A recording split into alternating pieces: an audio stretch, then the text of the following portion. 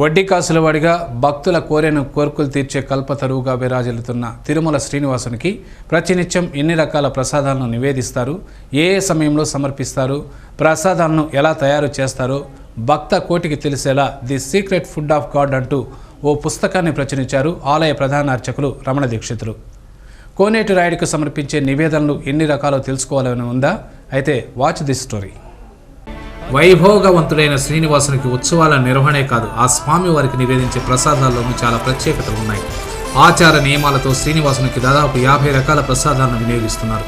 కానీ అనునిత్యం తిరుమలను దర్శించుకునే వేలాది మంది భక్తులకు తెలిసిన ఒకే ఒక ప్రసాదం, అందరికీ అందుబాటులో ఉన్న ప్రసాదం లడ్డూ మాత్రమే. భూమిపై అమృతంగా చెప్పుకునే లడ్డూ దొరుకుతుండడంతోనే భక్తులు కొండంత సంతృప్తిని ప్రకటిస్తుంటాడు. ఇక ఆర్జిత సేవలు పొందే భక్తులకు వడ, దోశ, జిలేబీ, మహాలడ్డు వంటి ప్రసాదాల పరిచయం ఉంటుంది. ఇక దర్శనం పూర్తయిన తర్వాత ఇచ్చే పులిహోర, పొంగలి, దద్దోజనం వంటివి మాత్రమే భక్తులకు తెలుసు.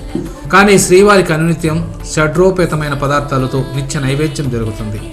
నిత్య కళ్యాణ చక్రవర్తి అయిన తిరుమల వెంకన్నకు వైకానస ఆగమ శాస్త్రం ప్రకారం కైంకర్యాలు, నివేదనలు జరుగుతాయి. ప్రభాత సమయంలో జరిగే సుప్రభాత సమయంలో నవనీతం, గోక్షీరంతో తయారు చేసిన పదార్థాలను నివేదిస్తారు. తోమాల పూర్తయిన తర్వాత జరిగే కొలువు సమయంలో నల్ల నువ్వులు, బెల్లం, శొంఠితో నివేదనలు జరుగుతాయి. సహస్ర నామార్చన తర్వాత జరిగే మొదటి గంటలు మీగడ, వెన్న, పెరుగుతో తయారు చేసిన అన్నాన్ని వినియోగిస్తారు. రోజువారీగా చిత్రాన్నం, దద్దోజనం, క్షీరాన్నం, కదంబం, పాయసాన్నం నివేదిస్తారు. మధ్యాహ్న ఆరాధనలో నాదుకం, లడ్డు, దోశ, వడ, అప్పం నివేదిస్తారు. మధ్యాహ్నం తర్వాత అష్టోత్తర శతనామార్చన తర్వాత శుద్ధన్నం, క్షీర నివేదన సమర్పిస్తారు. రాత్రి నైవేద్య సమయంలో తోమాల తర్వాత మిరియాలతో తయారు చేసిన మరీచ్ఛాన్నం, ఉడాన్నం నివేదిస్తారు. రాత్రి ఆరాధన తర్వాత విశ్రాంతి సమయంలో పాయసాన్న నివేదన జరుగుతుంది.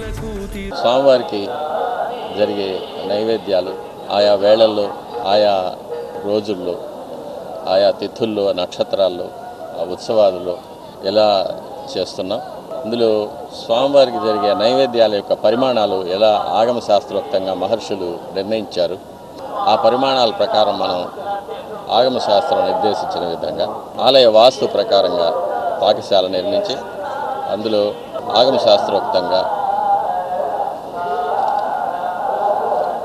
ప్రసాదాలు తయారు చేయి స్వామివారికి ఎలా నైవేద్యం చేస్తున్నాం. ప్రతి ప్రసాదంలోనూ మనం వాడే దినుసులు ఇవన్నీ తిరుమల మూలమూర్తికి జరిగే నివేదనలు. ఇవే కాకుండా మలయప్ప స్వామికి జరిగే నివేదనలతో పాటు ప్రత్యేకంగా జరిగే వార నివేదనలు కూడా ముఖ్యమైనవి. ఆదివారం నాడు అమృత కలశం అనే ప్రసాదాన్ని బియ్యం పిండి, బెల్లం, నెయ్యితో ప్రత్యేకంగా తయారు చేస్తారు.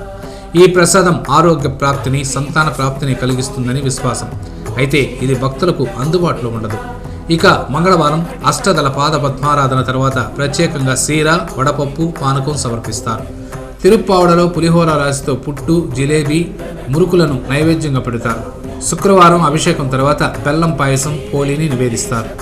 మహారాజులు, చక్రవర్తులు కూడా స్వామివారికి ఆయా పండుగల్లో, ఆయా పర్వదినాల్లో ప్రసాదాలు చేయించి నైవేద్యం చేసి వినియోగించడానికి కోసం ఇచ్చిన భూములు లేక రొక్కం, వీటన్నిటి మీద ఉన్న శిలాశాసనాలు, వీటిని కూడా పొందుపరిచాము. ఇవి కాకుండా శ్రీవారికి చాలా రకాల ప్రసాదాలను వినియోగిస్తారు. నువ్వుల పిండి, శుద్ధాన్నం, మాత్రాన్నం, మలహోర, తోమాల దోశ, అమ్మవారి పాయసం, మేవ, చక్కెర పొంగలి, నెయ్యి పొంగలి, క్షీర, శేఖరాబాద్, పులిహోర, పెరుగన్నం, జిలేబీ, తంతుల అప్పం, లడ్డు, వడ, మనోహరం, పోలి, సుగి, కదంబం, పెద్ద లడ్డు, పానకం, వడపప్పు. ఈ ప్రసాదాల జాబితా చూసి ఆశ్చర్యపోతున్నారా? ఇవన్నీ కనీసం వారం రోజుల వ్యవధిలో తిరుమలలో చేసే ప్రసాదాలు. తిరుమల ప్రసాదాలన్నింటినీ ఆగమం ప్రకారం మూల విరాట్టు కొలతలను బట్టి తగు పరిణామంలో తయారు చేస్తారు. ఇవన్నీ శ్రీవారి ఆలయంలోని తిరు వంటశాలల్లోని పోటులోనే తయారు చేస్తారు. ప్రసాదాల తయారీకి మామిడి, అశ్వత్థ, పలాస వృక్షాల కొమ్మల్నే వినియోగిస్తారు. ప్రసాదాల తయారీ సమయంలో ప్రసాదాల రుచిని ఎవ్వరూ చూడరు. పోటులో జరిగే వంటకాలను శ్రీనివాసుడి మాతృమూర్తి ఒకలాదేవి పర్యవేక్షిస్తారని ఆస్తికులు చెబుతారు. స్వామివారికి నివేదించిన అనంతరం ప్రసాదాలను భక్తులకు పంపిణీ చేస్తారు.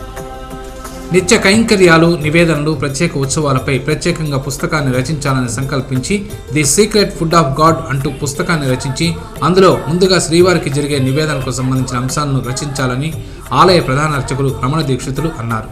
యావత్ భక్త కోటికి అందుబాటులో ఉండాలన్న సంకల్పంతో ముందుగా ఆ పుస్తకాన్ని ఆంగ్లంలో అందుబాటులోకి తెచ్చారని, త్వరలోనే తెలుగు, తమిళ భాషల్లో కూడా అందుబాటులోకి తెస్తానని రమణ దీక్షితులు చెప్పారు. ఈ పుస్తకానికి భక్తుల నుంచి విశేష స్పందన లభిస్తుండటంతో ఈ పుస్తకం విక్రయాల ద్వారా వచ్చే ఆదాయాన్ని రమణ దీక్షితులు శ్రీవారి అన్నప్రసాద ట్రస్టుకు విరాళంగా ఇవ్వాలని నిర్ణయించుకున్నారు. మరికొన్ని సంవత్సరాల్లోనే స్వామివారికి జరిగే నిత్య కైంకర్యాలను కూడా పుస్తక రూపంలో తెచ్చే ప్రక్రియను కూడా త్వరలోనే ప్రారంభించనున్నారు రమణ దీక్షితులు. మహర్షులు మనకు మంత్రాసనం, యాత్రాసనం, స్నానాసనం, అలంకారాసనం, భోజ్యాసనం, శయనాసనం అనే విధంగా విభజించి మనకు సమంత్రకంగా క్రియాపూర్వకంగా ఇచ్చారు.